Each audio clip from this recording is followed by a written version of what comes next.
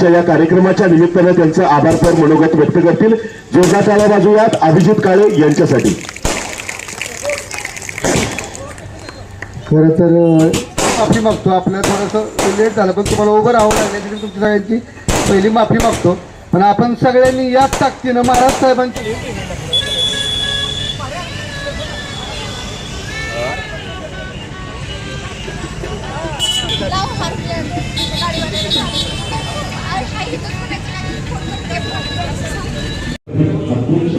आणि सातारा जिल्ह्यामध्ये सहकारी बँकेच्या अभिप्रधान संचालिका सन्माननीय कांचनताई सतीश पाटील यांच्या जन्मदिन कार्यालयाचा उद्घाटन सोहळा या ठिकाणी सन्माननीय आमदार शिवराजी महाराज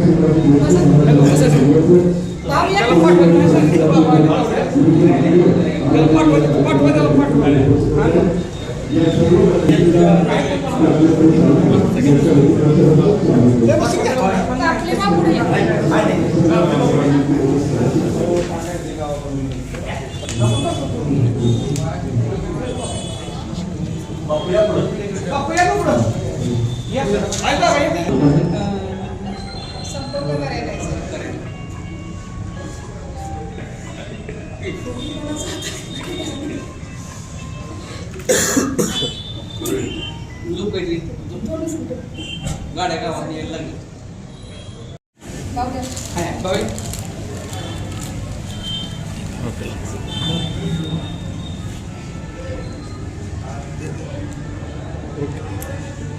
श्रीमंत छत्रपती शिवेंद्रसिंहराजे भोसले आदरणीय महाराज साहेब मंचावर उपस्थित झालेले आहेत. मी सन्माननीय नंतूक आपले भाऊ आपल्याला स्टेजवर येण्याची विनंती करेन. सन्माननीय बाळासाहेब तांगडे आपल्यालाही विनंती आहे. युवा नेते अभिजित काळे, सन्माननीय बाबा जाधव, युवा नेते सन्माननीय शशिकांत जाधव या सर्व मान्यवरांनी कृपया मंचावर यावर्षी विनंती आहे. अजिंक्यतारा सहकारी साखर कारखान्याचे सन्माननीय संचालक विनायकजी बर्गे साहेब आपण देखील स्टेजवर उपस्थित व्हावं अशी विनंती. रमेशजी बिरकर, हनुमंत निकम, सूरज कदम, जैतापूर आपल्याला विनंती आहे. त्याचप्रमाणे कारणवाडी येथील मान्यवर विकास साळुंके या मान्यवरांनी कृपया मंचावर उपस्थित व्हावं अशी आपल्या सर्वांनाच विनंती. सर्व तरुण कार्यकर्त्यांना, महिलांना विनंती, आपण समोरच्या बैठक व्यवस्थेवर सर्वांनी बसून घ्या. आजचा हा जनसंपर्क कार्यालय उद्घाटन सोहळा राज्याचे सार्वजनिक बांधकाम मंत्री नामदार श्रीमंत छत्रपती शिवेंद्रसिंहराजे भोसले आपल्या सगळ्यांचे लाडके बाबाराजे यांच्या शुभ हस्ते संपन्न होतोय. कोडोली, खिंडवाडी, त्याचप्रमाणे देगाव, कारणवाडी भारतीय जनता पक्षाच्या सातारा जिल्हा मध्यवर्ती सहकारी बँकेच्या संचालिका आणि महाराणी फाउंडेशनच्या संस्थापक अध्यक्षा सभागृहवती कांचनताई सतीश साळुंके पाटील यांच्या जनसंपर्क कार्यालयाचा आज उद्घाटन सोहळा या ठिकाणी संपन्न होतोय. या परिसरामध्ये असलेल्या सर्व नागरिकांना, मतदारांना, रहिवाशांना सहजपणे भेटता यावं, यामध्ये योग्य तो समन्वय साधला जावा आणि या पुढच्या होणाऱ्या निवडणुकीच्या अनुषंगाने मध्यवर्ती कार्यालय असावं या संकल्पनेतून या जनसंपर्क कार्यालयाचा उद्घाटन सोहळा आज राज्याचे सार्वजनिक बांधकाम मंत्री सन्माननीय श्रीमंत छत्रपती शिवेंद्रसिंहराजे भोसले महाराज साहेबांच्या शुभ हस्ते होतोय. आणि या कार्यक्रमाच्या निमित्तानं आयोजित केलेल्या सत्कार सन्मान सोहळ्याचा शुभारंभ देखील आपण या ठिकाणी छत्रपती शिवाजी महाराजांच्या प्रतिमेला अभिवादन करून करणार आहोत. दीप प्रज्वलन करून या उद्घाटन सोहळ्यामध्ये मान्यवरांनी सहभागी व्हावा अशी मी विनंती करेन. आदरणीय महाराज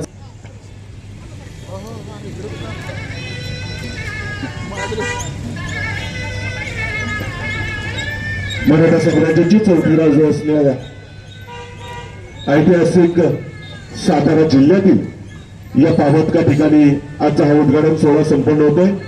मान्यवरांच्या शुभ हस्ते दीप प्रज्वलित होत आहे. आपण जोरदार टाळ्या वाजून या दीप प्रज्वलनाचं कौतुक करूया, त्यामध्ये सहभागी होऊयात आणि छत्रपतींचा जयघोष देखील करूयात. छत्रपती शिवाजी महाराज की, धर्मवीर छत्रपती संभाजी महाराज की. छत्रपतींचा जयघोष आणि दीप प्रज्वलन करून या सोहळ्याचा शुभारंभ मान्यवर करतायत. हर्षल जगदाळे आपल्यालाही विनंती. 1 मिनिट फोटो घेऊया.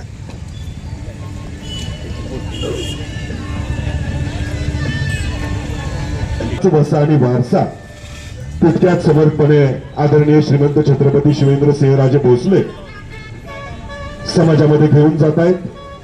आणि म्हणूनच आपल्या सर्वांमध्ये लोकप्रिय असलेलं हे व्यक्तिमत्व या उद्घाटनाला मी विनंती करेन आपण महाराज साहेबांच्या कार्यक्रमामध्ये सहर्ष स्वागत करावं. आपल्या कोडोली गटाच्या वतीनं आदरणीय कांचनताईंना नेतृत्वाखालीच कांचनताई अर्थकारणामध्ये, समाजकारणामध्ये, अगदी राजकारणामध्ये देखील कार्यरत आहेत आणि त्या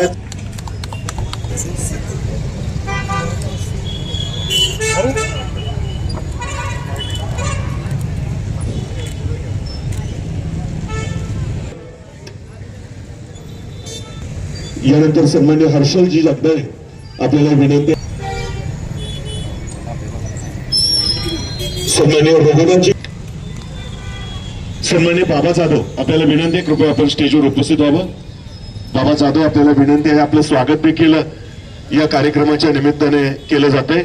मान्यवरांना विनंती राहील नवीन स्वप्न, नवीन इच्छा, नवीन आकांक्षा पूर्ण करण्याच्या हेतून आपल्या कोडोली आणि परिसरातील सर्व नागरिकांच्या मूलभूत समस्या सोडवण्यासाठी आवर्जून कायमच प्रयत्नशील असणाऱ्या कांचनताई साळुंखे आणि याच कांचनताई साळुंखेंच्या संकल्पनेतून या परिसरामध्ये एक मध्यवर्ती जनसंपर्क कार्यालय असावं, ज्या जनसंपर्क कार्यालयाच्या माध्यमातून सर्वसामान्य नागरिकांचे प्रश्न सहजपणे ताईंच्या पर्यंत पोहोचतील. ताई ते प्रश्न पुढे घेऊन प्रशासनापर्यंत महाराज साहेबांच्या मार्गदर्शनाखाली नेतील आणि या सर्व प्रश्नांची, समस्यांची उकल करण्यामध्ये यश मिळू शकेल या हेतूने या जनसंपर्क कार्यालयाचा आज उद्घाटन सोहळा संपन्न होतोय. आणि याच कार्यक्रमाच्या निमित्ताने मी सन्मान्य कांचनताई यांना विनंती करेन या सोहळ्याचं स्वागतपर प्रास्ताविक आपण करावं.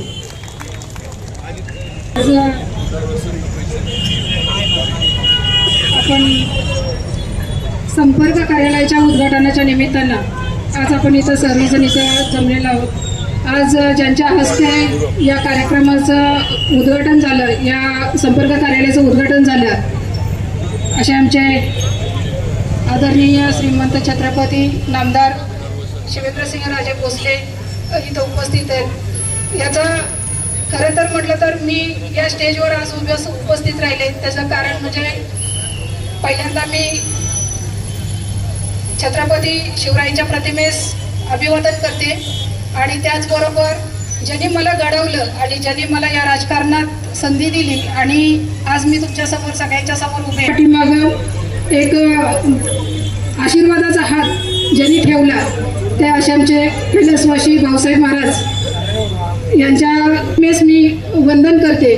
आणि आज या इथं उद्घाटन झालं ते माझे आमचे मार्गदर्शक तुम्हा सर्वांचे लाडके नामदार श्रीमंत छत्रपती शिवेंद्रसिंहराजे भोसले यांच्या हस्ते आता उद्घाटन झालं. आणि त्याचबरोबर या देगाव, कारंडवाडी, जैतापूर, चिंचनेर, वंदन आणि पिंडवाडी, कोडोली, संभाजीनगर, समर्थनगर इथून जे आपल्या अगदी जास्त संख्येने माझ्या माता भगिनी इथं उपस्थित राहिले आहेत. त्याचबरोबर युवक उपस्थित राहिले आहेत आणि आमच्यावरती कायम तांगडे असतील, तांगडे भाऊ असतील, कापले भाऊ असतील, नंतर आमच्याबरोबर मला नेहमीच मदत करणारे आमचे जगदाळे दादा असतील, इथं स्टेजवरचे सर्वच मान्यवर, पवार सर असतील कोडोलीचे आणि आपण सर्व देगावमधले सगळ्या या पंचक्रोशीतून आलेल्या सर्व माझ्या श्रेष्ठ असे ग्रामस्थ मंडळी, पहिल्यांदा मी आपल्याला विनम्र असं अभिवादन करते.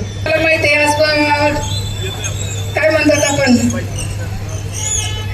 31 डिसेंबर म्हटलं की जरा सेलिब्रेशन वेगळं असतं आणि त्याच दरम्यान हा कार्यक्रम म्हटल्यानंतर जरा थोडंसं चलबिचल झाली, परंतु काही हरकत नाही. इथं पण मी तुमच्या सगळ्यांना पार्टीचं न्यू इयर पार्टीचं नियोजन केलेलं आहे, त्यामुळे तसं काही कुणीही करू नका.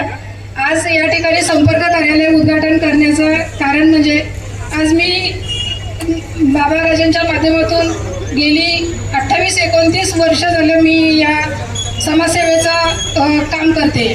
राजकारण DCC बँकेवर संधी दिली, या संधीचं सोनं करण्याचं किंवा त्या संधीच्या माध्यमातून अगदी तळागाळापर्यंत काम करण्याचं किंवा बँकेच्या माध्यमातून अगदी महिला बचत गट असतील किंवा इतर काही आर्थिक नियोजन असेल आमच्या सोसायटीच्या माध्यमातून असेल तर अशा पद्धतीनं तिथं प्रत्येक ठिकाणी मी त्यांना ताकद म्हणजे त्यांच्या मार्गदर्शनाखाली मी काम करत आले आहे. आणि ज्या ज्या ठिकाणी मला गरज लागेल किंवा माझ्या बरोबर असणाऱ्या सगळ्यांना कुठं अडचण येत असेल त्या वेळेला मी बाबाराजांच्या माध्यमातून सगळ्या प्रश्न सोडवण्याचं काम मी केलं आहे.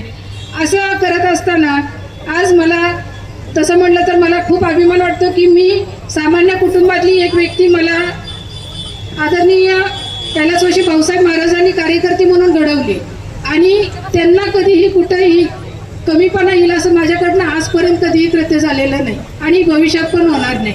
मी जिल्हा बँकेवरती मला 2 वेळा संधी दिली, खरंच मी मनापासून आभार मानते. पण त्या ठिकाणी मी काम करत असताना कधीही म्हणजे मला असं वाटत नाही की मला बँकेमध्ये बोलण्याची संधी दिली नाही किंवा एक कठपुतली म्हणून मी बँकेमध्ये संचालक असं कधीच झालेलं नाही.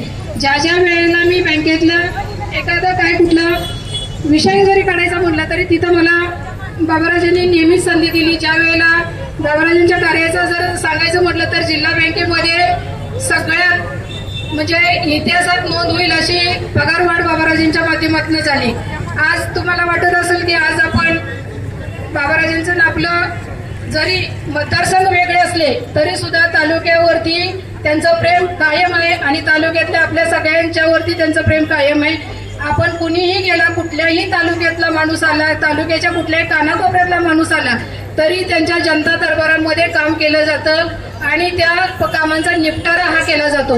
ही एक विशेष गोष्ट आहे. असं म्हणत नाहीत की ते मी हा कुठल्या मतदारसंघातला, हे कोणाच्या आमदारांच्या ह्याच्यातला, असं कधीही कोण म्हटलं जात नाही. इतक्या चांगल्या पद्धतीनं काम तिथं केलं जातं. त्यामुळे मला खरंच अभिमान वाटतो माझ्या नेत्याचा की असा मला नेता लाभलाय आणि मी त्यांच्या कार्यकर्ती म्हणून मी आज काम करते. याचा मला नितांत आनंद पण वाटतो आणि खरंच मनापासून मी त्यांना धन्यवाद देते.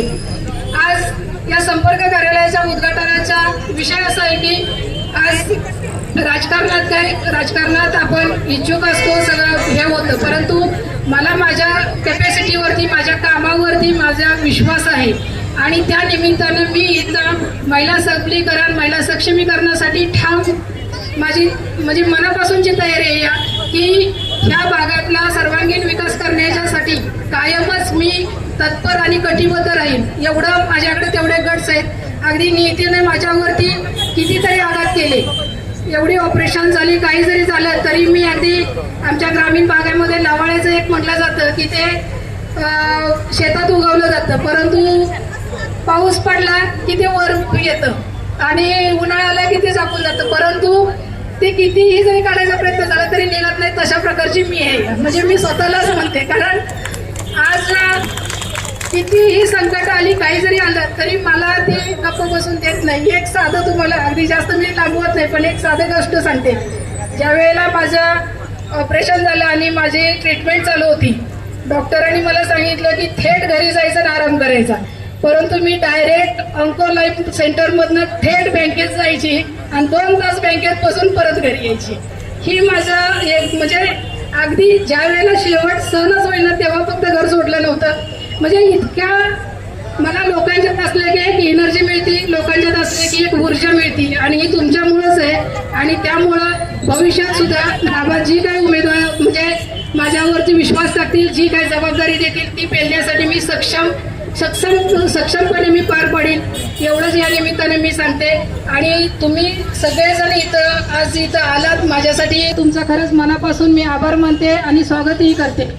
आज तसं म्हटलं तर बाबाराजांचं जरी या पंचक्रोशीमध्ये आपला जे आमदार ते नसतील, इकडं त्यांचा इतका संपर्क नसला तरी सुद्धा आज चिंचनेर वंदन असू द्यात, जैतापूर असू द्यात, खिंडवाडी असू द्यात, ही सगळ्या गावांवरती बाबांचं प्रेम आहे आणि कायम कारखान्याच्या माध्यमातून, इतर संस्थांच्या माध्यमातून त्यांचं जाणं येणं लोकांच्या अगदी जिथं चांगले वाईट त्या ठिकाणी बाबा तिथं उभे असतात. हे आवर्जून मी तुम्हाला इथं का सांगते, कारण काय झालंय, आपला एक मध्यंतरी बाबाराजे जसं जावलीमध्ये गेले आमदार म्हणून, तसं जरा इकडं आपल्याला एक त्यांचं हे कमी पडलं, म्हणजे सहवास कमी पडला.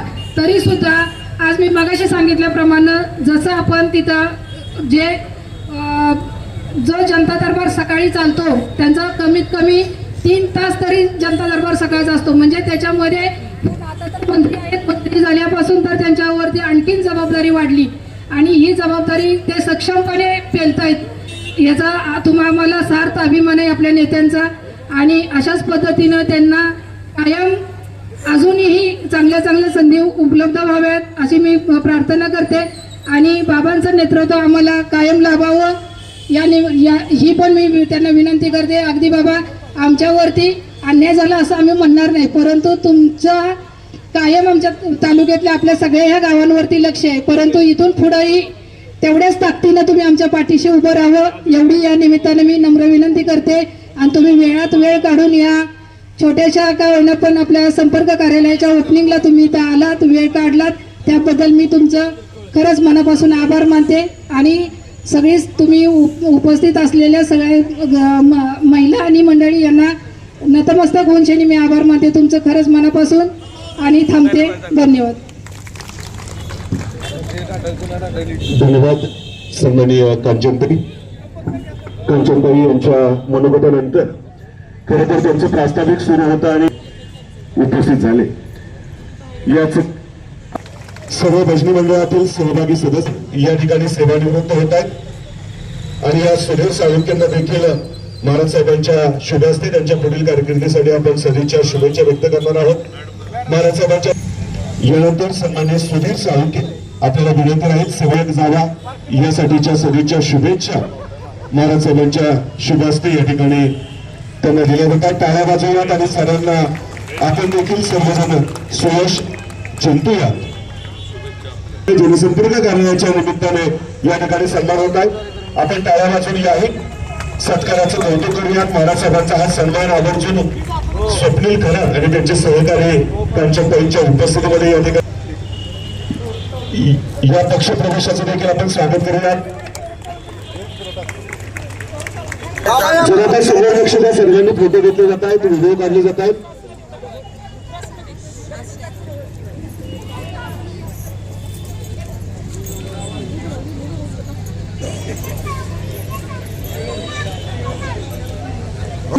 घेतात बाळासाहेबांना विनंती.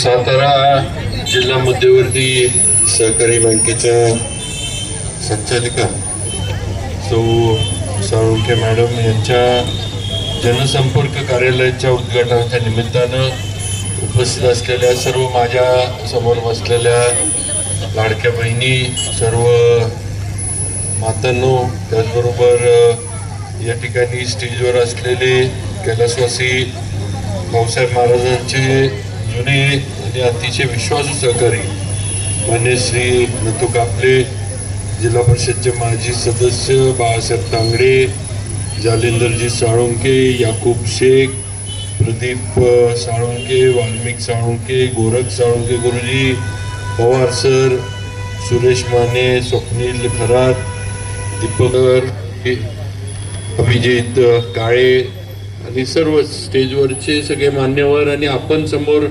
असणारे सर्व तेवढेच तोलामोलाचे सर्व सन्मान्य मान्यवर सगळ्यांचं मी उद्याच्या नवीन वर्षाच्या निमित्तानं पहिलं तर आपल्याला नवीन वर्षाच्या शुभेच्छा देतो. आज या वर्षाचा हा शेवटचा दिवस आहे आणि उद्यापासनं 1 जानेवारी नवीन वर्षाची सुरुवात होणार आहे आणि नक्कीच पुढचं वर्ष आपल्या सातारच्या दृष्टीनं, सातारा तालुका, सातारा जिल्ह्याच्या दृष्टीनं अजून भरभराटीचं, समाधानाचं, विकासाचं आणि सर्वांच्या दृष्टीनं आनंदाचं जावं ही सदिच्छा, शुभेच्छा, प्रार्थना आज आई तुळजाभवानीच्या चरणी आपल्या सर्वांच्या वतीनं करू इच्छितो.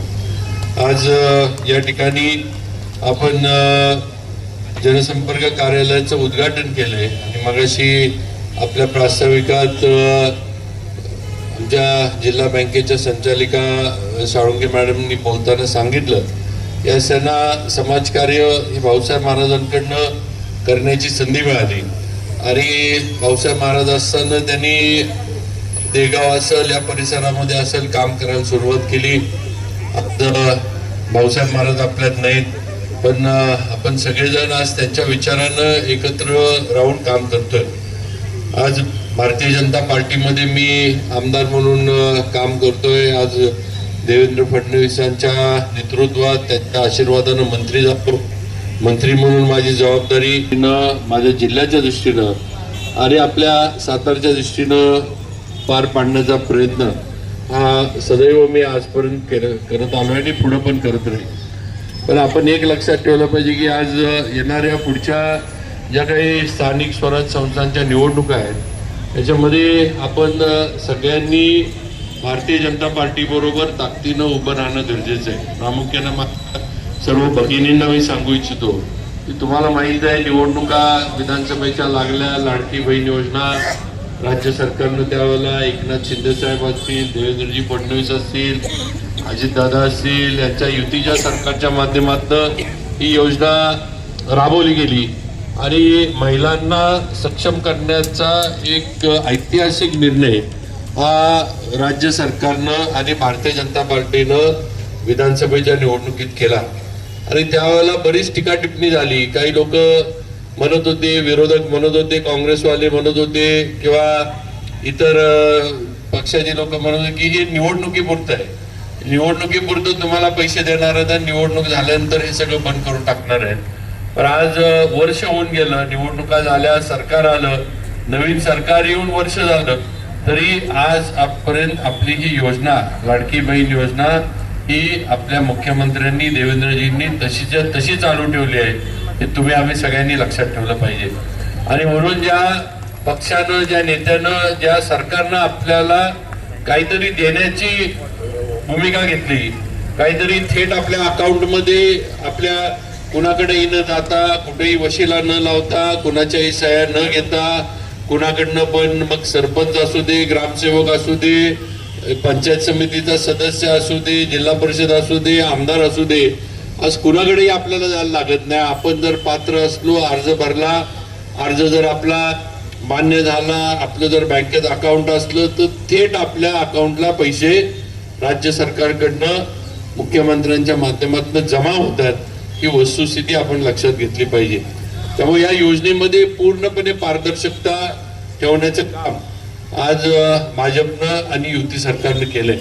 आणि आज पुढे सुद्धा अशाच पद्धतीनं लोक कल्याणकारी योजना या शासनाच्या माध्यमातून राबवल्या जाणार आहेत. शेतकरी सन्मान योजना पंतप्रधान मोदीजींनी चालू केली. आज मोदीजींना देशाचं पंतप्रधान होऊन 15 वर्ष, म्हणजे आता त्यांचं 5व्या याच्यातलं 3ऱ्या याच्यातलं सरकार त्यांचं आज सत्तेमध्ये आहे. आज शेतकरी सन्मान योजना सुद्धा तशीच्या तशी चालू आहे. हे आपण सगळ्यांनी लक्षात घेतलं पाहिजे. आज घरकुल ज्याला पाहिजे, मागल त्याला घरकुल हे देण्याचं काम केलं. आज घरकुलांचा आपल्याला ग्रामीण भागामध्ये, शहरामध्ये फार मोठ्या प्रमाणावर घरकुल योजनेचा फायदा सुद्धा झालेला आहे. ही वस्तुस्थिती आहे. अशा अनेक कामं, अनेक निर्णय हे सर्वसामान्य जनतेसाठी, सर्वसामान्य लोकांसाठी भाजपनं घेतलेले आहेत. हे आपण विसरून चालणार नाही. आणि म्हणून माझी आपल्याला विनंती आहे की येणाऱ्या निवडणुकीमध्ये भारतीय जनता पार्टीच्या मागे आपण सगळ्यांनी उभं राहावं. भाजपला आपण ताकद द्यावी. आपल्या या परिसरातला जो असणारा आपला लोकप्रतिनिधी आहे, जो पंचायत समितीत, जिल्हा परिषदमध्ये जो जाईल तो भारतीय जनता पार्टीचाच असला पाहिजे. ही भूमिका आपण मनामध्ये ठामपणे घेतली पाहिजे. खूणगाठ ही मनाशी ठामपणे बांधली पाहिजे, तर आपला विकास होणार आहे. आणि ज्याचा उल्लेख साळुंखे मॅडमनी केला की हा पूर्वी विधानसभा भाऊसाहेब महाराजांचा मतदारसंघ होता. महाराजांच्या नंतर मला आपण त्यावेळेला निवडून दिलं, माझा मतदारसंघ झाला. पुनर्रचनेनंतर हा परिसर दुसऱ्या मतदारसंघात गेला. माझा विधानसभा मतदारसंघ पुनर्रचनेमध्ये मला दुसरीकडे उभं राहायला लागलं. आणि असं असलं तरी शेवटी सातारा तालुका म्हणून आपण एक आहोत, हे लक्षात ठेवा. तालुका म्हणून किंवा सातारकर म्हणून तुमचं माझं नातं हे कायम राहणार आहे. ही वस्तुस्थिती आहे. जोपर्यंत आपण माऊली गाठत नाही तोपर्यंत कुणाचंही नातं तुटणार नाही, हे लक्षात ठेवा. आपला नात्याचा अंत जो आहे हा थेट माऊलीला होणार आहे, आधीमध्ये कुठेही नाही. त्यामुळं मतदारसंघ इकडचा तिकडं झाला का तिकडचा इकडं झाला हा फार विषय नाही. पण एकत्र राहून आपल्याला सुद्धा आपण विचार केला पाहिजे की आज सातारचं जे काही वलय होतं, सातारा तालुक्याला जो मान सन्मान मिळाला होता, पूर्वीची साहेब जुनी मंडळी आहेत त्यांना माहित आहे आजची मुलं जी नवीन पिढी आहे त्यांना म्हणजे 80 आणि 90 सालात काय सातारची अवस्था व्हायची हे आजच्या मुलांना माहीत नसणार. पण वाईवाल्यांनी आणि कराडवाल्यांनी सातारचे सभापती ठरवायचे, वाईवाल्यांनी आणि कराडवाल्यांनी सातारचं नगराध्यक्ष ठरवायचा, सातारचं कोण उभा राहायचं सातारमध्ये हे त्यांनी ठरवायचं आणि आपण फक्त हात वर करायचे, अशी आपली परिस्थिती होती. आणि खऱ्या अर्थानं महाराज 78 साली आमदार झाले आणि आपल्या सातारा तालुक्याला खऱ्या अर्थानं या जिल्ह्याच्या नकाशावर एक राजकीय ओळख मिळाली. हे सातारकरमुळे आपण विसरून चालणार नाही. आणि आजपर्यंत ही ओळख आणि हा दबदबा आपल्या तालुक्याचा आजपर्यंत या जिल्ह्यावर कायम ठेवण्याचं काम हे महाराज गेल्यानंतर सुद्धा आम्ही केलेलं आहे. हे या निमित्तानं आपल्याला सांगावंसं वाटतं. आज सुद्धा सातारा जिल्हा बँक असू दे, जिल्हा परिषद असू दे किंवा जिल्ह्यातला कुठल्याही संस्था असू दे, कुठेही निर्णय घ्यायचा म्हटला तरी आज सुद्धा सातारचा विचार घ्यायला लागतो आणि मगच जिल्ह्याचा निर्णय होतो. एवढी ताकद भाऊसाहेब महाराजांच्यामुळं आपल्या तालुक्याची निर्माण झालेली आहे. आणि म्हणून येणाऱ्या निवडणुकीत सुद्धा आपल्याला आपल्या तालुक्याची हीच ताकद, हीच ओळख आपल्याला एकत्र राहून एक संघ राहून कायम ठेवायची आहे. आणि भाजपच्या माध्यमातून आपल्याला पुढच्या याच्यामध्ये पुढे येणाऱ्या निवडणुकांचं राजकारणाचं त्यांना एक आवड आहे. जरी तब्येतीचा विषय त्यांनी सांगितला, काही तब्येतीच्या अडचणी जरी झाल्या तरी समाजकारण राजकारणामध्ये त्यांनी कुठेही मागं पडल्या नाहीत. हे सुद्धा आपण सगळ्यांनी लक्षात घेणं गरजेचं आहे. त्यामुळं नक्कीच मी त्यांना मनापासून त्यांच्या पुढच्या वाटचालीत शुभेच्छा देतो. आता फक्त विषय एवढाच आहे, अजून निवडणुकांची काही घोषणा नाही आहे, आचारसंहिता अजून हे नाही. त्यामुळे आता पुढं कसं आणि काय काय पुढची परिस्थिती निर्माण होती, कधी निवडणुका जाहीर होतात आणि येईल, जो आपल्या सर्वांच्या अपेक्षेप्रमाणे जो उमेदवार असेल त्याच्या मागं सर्वांनी ताकदीनं उभं राहावं. साळुंखे मॅडमचं जनसंपर्क कार्यालय इथं केलंय, त्यांनी सुद्धा बरेच मागच्या वेळेला प्रयत्न केला, पण त्यांचा सुद्धा जो काही पुढच्या याच्यामध्ये असं विचार असेल तो नक्कीच भारतीय जनता पार्टीच्या वतीनं केला जाईल हे सुद्धा सांगतो. पण शेवटी मी एकट्यानं सांगून आणि मी एकट्यानं बोलून उपयोग नसतो नुसता, हे आपण लक्षात घेतलं पाहिजे. शेवटी मतदार म्हणून तुमची सगळ्यांची साथ ही त्यांना मिळणं गरजेचं आहे आणि या दृष्टीनं आपण सगळ्यांनी हे पुढच्या आपल्या जिल्हा परिषद गटाच्या योग्य विकासासाठी सगळ्यांनी ताकदीनं त्यांच्याबरोबर राहावं ही आपल्याला विनंती करतो. त्याचबरोबर मी मगाशी जे म्हणले की आज हा भाऊसाहेब महाराजांचा सातारा तालुका आहे. हा एका विधानसभा मतदारसंघानं किंवा 3 विधानसभा मतदारसंघात हा तालुका गेला म्हणजे आपलं काही नातं नाही किंवा आपले काही संबंध नाहीत असं होत नाही. आणि शेवटी आपल्या तालुक्याची ओळख, आपल्या तालुक्याचं महत्व आणि आपल्या तालुक्याचं वलय हे कायम ठेवण्याचं काम आपण सर्वांनी केलं पाहिजे. ही आपली जबाबदारी आहे. बाहेरनं आलेल्यांना आपल्या तालुक्याचं महत्व राहणार नाही. आपलं महत्व, आपल्या तालुक्याचं महत्व आपण राखलं पाहिजे असं नक्कीच मला या कार्यक्रमाच्या निमित्तानं सांगावंसं वाटतं. तेव्हा आपल्या सर्वांना एवढीच विनंती करतो की भारतीय जनता पार्टी हाच एक आपल्या तालुक्याच्या दृष्टीनं, जिल्ह्याच्या दृष्टीनं एक मोठा आपल्याला आधार आहे की ज्याच्या माध्यमातून आपल्या तालुक्याचा, जिल्ह्याचा विकास हा आपण करू शकतो. आज महाराष्ट्राचं नेतृत्व करणारा एवढा मोठा नेता हा तुमच्या, माझ्या, आपल्या सगळ्यांच्या मागे आहे. देवेंद्र फडणवीसांसारखं एक कर्तृत्ववान नेतृत्व आज आपल्याला महाराष्ट्राला आणि आपल्याला मिळाले. आणि मग एवढा मोठा नेता आपल्याबरोबर असताना आपण आता मागे म्हणून बघून चालणार नाही, दुसरा विचार करून चालणार नाही. जे काय असेल ते आपलं भाजप बरोबरच असणार हीच भूमिका घेऊन आपल्याला सर्वांना येणाऱ्या स्थानिक स्वराज्य संस्थांमध्ये काम करायचंय एवढंच सांगतो. परत एकदा नवीन वर्षाच्या सगळ्यांना मनापासून शुभेच्छा देतो आणि माझे 2 शब्द थांबवतो. जय हिंद, जय महाराष्ट्र.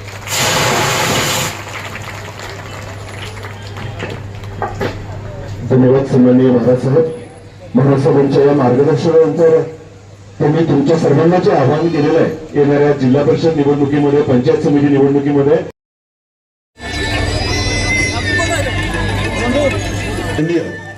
सुरेश मानव यांचा देखील या ठिकाणी सन्मान केला जातोय. स्वामी हेमंत शिंदे यांचा देखील आवर्जून सत्कार महाराज साहेबांचे शुभ हस्ते होत. संचालिका सौ साळुंखे मॅडमच्या जनसंपर्क कार्यालयाचं त्यांनी उद्घाटन केलं. आज सगळ्यांच्या उपस्थित झालं. अनेक वर्ष जिल्हा बँकेत संचालक म्हणून त्या काम करतात आणि समाजसेवा राजकारणाची त्यांना एक आवड आहे. भाऊसाहेब महाराजांच्यापासून त्यांनी कार्याची सुरुवात केली आणि नक्कीच पुढं अजून काम करण्याची त्यांची इच्छा आहे. भाजपच्या माध्यमातून नक्कीच त्यांची जी काही आहे त्याचा योग्य विचार आम्ही करू आणि सर्वांनी म्हणजे त्यांच्या देगाव गण असेल गट असेल सगळ्यांनी एक हे अभिमुख नेतृत्व म्हणून आमच्याबरोबर म्हणजे राहावं ही नक्कीच माझी अपेक्षा आहे. नवीन वर्षाच्या पण सगळ्यांना शुभेच्छा देतो आणि येणारं वर्ष हे सातारकरांसाठी सातारा जिल्ह्यासाठी समाधानाचं भरभराटीचं आणि अजून विकासाचं जाऊन हीच सगळ्यांच्या आणि एवढा प्रचंड जनसंख्या आता हे बघा निवडणुका अजून जाहीर नाही झाल्या. शेवटी निवडणुका जाहीर झाल्यानंतरच हे निर्णय होणार. आज येणाऱ्या निवडणुकीमध्ये पक्षश्रेष्ठी काय निर्णय घेतात. नगरपालिका आपण लढलो तर पुढं काय निर्णय होतोय. युतीमध्ये लढायला सांगतात नाही लढायला आता ह्या गोष्टी अजून अनुत्तरित आहेत. तर शेवटी इच्छुक आहेत त्यांनी मतदारसंघामध्ये त्यांचं काम सुरू केलं आहे आणि शेवटी निवडणुका जाहीर झाल्याशिवाय पुढच्या ह्याच्यावर वाच्यता करणं हे थोडं म्हणजे काय म्हणायचं घाईचं होईल असं मला वाटतं. त्यामुळं आज हे नाही पण आज सगळ्यांनी आज त्यांचं जे कार्य चालू आहे हे कार्य सर्व समाजानं बघितलं आहे. समाज किंवा महिलांचं मोठं संघटन त्यांच्या मागे त्यामुळं नक्की उद्याच्या ह्याच्यामध्ये भाजपकडनं त्यांचा विचार केला जाईल एवढं तर मी नक्की सांगतो. नक्कीच. मात्र महानगरपालिकेच्या निवडणुकां बघा निष्ठावंत हा एक विषय जरी असला तरी शेवटी म्हणजे लोकांना उमेदवार म्हणून किंवा आपला उद्याचा निवडून येणारा नगरसेवक किंवा कुठलाही लोकांना कोण पाहिजे हे पण बघायला लागतं. म्हणजे ज्याला आपण म्हणजे निवडून येण्याची म्हणजे लोकांमध्ये कोणाला पसंती आहे ह्याचा पण विचार करायला लागतो. म्हणजे नुसतंच निष्ठावंत म्हणून किंवा हे करून असं पण नाही की शेवटी समाजामध्ये ताकद पण असायला लागते. नुसतं पक्षाचं तिकीट मिळालं म्हणजे सगळं झालं असं नाही. शेवटी मतदान कोण करतं आहे सर्वसामान्य जे मतदार आहेत ते मतदार करतात. त्यांच्यामध्ये एक इमेज प्रतिमा एक त्यांच्यामध्ये वलय आपलंसुद्धा असणं गरजेचं असतं. काम तिथं असणं गरजेचं असतं. या सगळ्याचा विचार सगळे पक्ष करत असतात. त्यात काही कुठला एक पक्ष असा विचार करत नाही. आणि मी एक तरी सांगू शकतो की आता हे महानगरपालिकेचं तुम्ही विचारलं जे कुणी राहून गेले असतील त्यांना आज ना उद्या वेगवेगळ्या ठिकाणी संधी नक्की मिळेल.